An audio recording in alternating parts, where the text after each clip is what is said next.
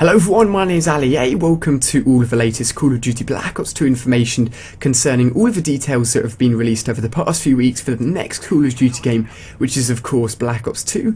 Unfortunately, there haven't any been large pieces of information for me to cover in one video, hence I haven't done any Black Ops 2 videos for the past few weeks, but now I have loads of details ranging from zombies to multiplayer to single player as well, so I hope you guys enjoy. We have loads of details here for you guys. Before we get into that though, yesterday I released a MURB on a brand new multiplayer map called Oasis, so check that out first if you haven't done so already. But let's get into the details. So the first details I have for you guys is actually concerning zombies. Now there's been an official, the only official zombies image released for Call of Duty Black Ops 2 zombies, and all it shows is one character supposedly called Samantha with the orange colour scheme which matches Call of Duty Black Ops 2 logo of course, and that's all. And then a week later or so this image cropped up, as you can see in the corner here, which looked like a sort of extended version of this image, and it looked really realistic. There was actually the Juggernaut perk on there, there was a zombie on there, there was a new wonder weapon on there, and I was going to break it down and show it to you guys. I thought it was going to be really exciting, but unfortunately it turns out that after talking to a few people, working out whether or not the image has actually been edited, it appears to be a fake. It appears that someone's just gone along and put the image together themselves, which looks fantastic, I'm not going to lie, but unfortunately it's not real. More images have been leaking across the internet which people initially thought were real again. This tends to happen a lot after the first pieces of gameplay, which came in the form of a trailer a few weeks ago, are released, because people then feel they can make a sort of accurate copy of fake images. And as you can see here, these images look really realistic. People initially thought they were real, but it turns out they're actually just gun extracts from other games, such as Dust 514, as we can see on screen here. They've just taken the gun and made a mock-up version, which looks very similar to the Black Ops 2 footage we've seen already. And then another one here from Blacklight Retribution, which granted do look very good, unfortunately again aren't real. Thank you to Charlie Intel for breaking down his images and letting us all know that this information isn't legitimate. But moving on to real information now, information that's been confirmed. I'm sure a lot of you guys want to know whether or not Call of Duty Black Ops 2 have a new game engine or not.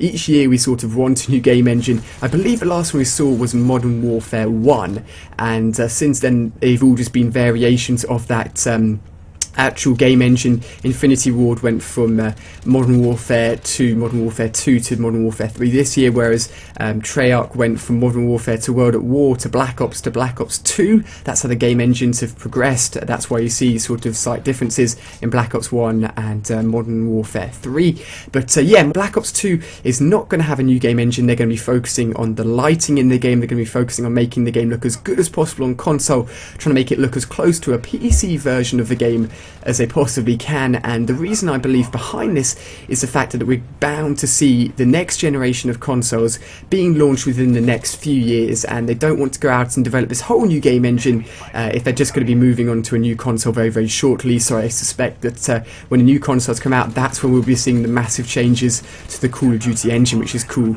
And then moving on to more pieces of information here, we saw the first official trailer for Black Ops 2 a few weeks ago, but this Saturday on the 19th of May, if it's already past the 19th of May, and there has been bigger pieces of information and it will be covered on my channel elsewhere, but on the 19th of May there's going to be a large football match happening. I'm sure many of you guys will have heard of it, and during the halftime break they're going to be showing supposedly a new Black Ops 2 trailer. I say new in sort of inverted commas because last year they said it was going to be a new trailer, and all it ended up being was the Modern Warfare 3 trailer we'd already seen, but with extra footage. So I'm going to go along with what we've seen already and say that actually this Black Ops 2 trailer that we're going to see on Saturday won't be new, but will actually be the Black Ops 2 trailer we've already seen, with maybe a bit of extra footage added in there to make it a little bit more exciting. But if it is a brand new trailer, I'll be covering it in some form, making sure you guys are up to date with all the latest information. So that's the latest news in terms of the game engine and the trailers. Moving on to a brand new magazine